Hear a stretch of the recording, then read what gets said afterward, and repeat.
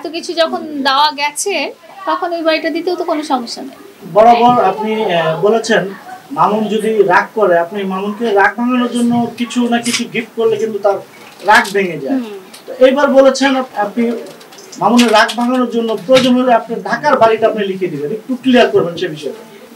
আচ্ছা, ঢাকার বাড়িটার ব্যাপারে তো আপনাদেরকে আগেই বলেছি আগের ইন্টারভিউটা, যে এটা আসলে আমার বাবার বাড়ি, আর ওইভাবে আমি বললেই ঠাস করে লিখে দেওয়া অসম্ভব না। এবং মামুন এই বাড়িটাও চাইনি, এই বাড়িটার কথা আমরা কখনো মানে আমাদের দুজনের প্রসঙ্গে আসে নাই আর কি।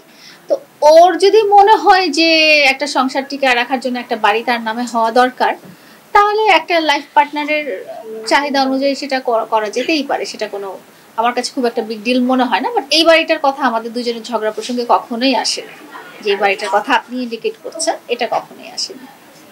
মানে একটা লাইফ পার্টনারে কি হয়, আপনার যেটা সেটা আপনার ওয়াইফেরই। এখন আপনার গাড়িটা আপনার নামে থাকলেও গাড়িটা কিন্তু আপনার ওয়াইফই ব্যবহার করে, হ্যাঁ, বা আপনার বাচ্চারা ব্যবহার করে। এখানে কিন্তু তারা চিন্তা করে না যে গাড়িটা আমার হাজবেন্ডের নামে, আমি কেন চড়বো বা এটা সেটা। লাইফ পার্টনারের ক্ষেত্রে এরকম আমার তোমার এই জিনিসটা আসলে হয় না। যেমন এটা আমারও হতে পারতো যে গ্রামের বাড়িটা তুমি আমার নামে লিখে দাও, এটা তো আমারও হতে পারতো, বাট এরকম তো কখনো এটা আপনার মানে এই প্রশ্নগুলো আপনার দিক থেকে কখনোই আসে না, তাহলে প্রিন্স মামুনের দিক থেকে কেন বারবার আসে? প্রিন্স মামুন তো কখনো এই বাড়ি আসলে চাইনি, তাহলে এই কথাগুলো আসে এই সাংবাদিকরা বানাইছে।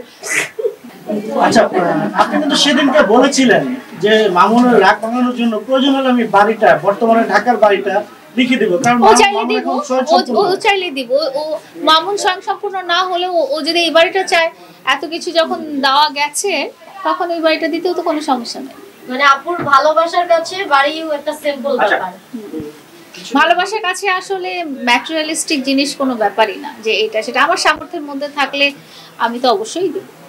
আচ্ছা, লাস্ট প্রশ্ন আপু, সোশ্যাল মিডিয়াতে ইদানিং একটা কমেন্টস আসছে বারবার যে লাইলা আসলে খুব ভালো মনের মানুষ এবং সে অনেক উঠা, তার জায়গায় যদি অন্য কেউ হতো তাহলে প্রিন্স মামুনকে অনেক আগেই ছেড়ে যেত। তো লাইলা সর্বোপরি এখনো মামুনের সাথে থাকতে চায়।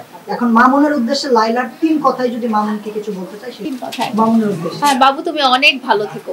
3 কথা, বাবু 3টা ওয়ার্ড, অনেক ভালো থেকো। আচ্ছা, আপনি একটি বেসরকারি টেলিভিশনে একটি ইন্টারভিউ দিচ্ছেন মামুনকে নিয়ে, বা তারা যে টাইটেলটা করেছে, আসলে এই বিষয়টা আপনি নিশ্চয়ই বুঝছেন, আমি কোন বিষয়টা বলতে চাচ্ছি। আসলে এই বিষয়টা আপনার 4 বছর সম্পর্কের ভিতরে কখনো কি আপনি কি দেখেছেন?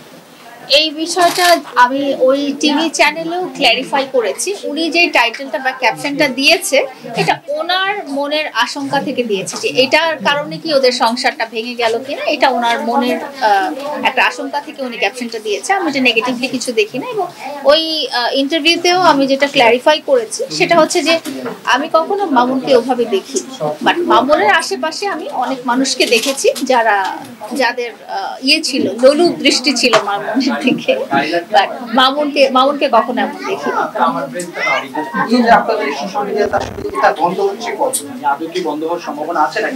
আপনারা যখন বন্ধ করে দেবেন তখনই বন্ধ হবে। আমরা তো নিজেরা নিজেদের ইন্টারভিউ ছাপাই না।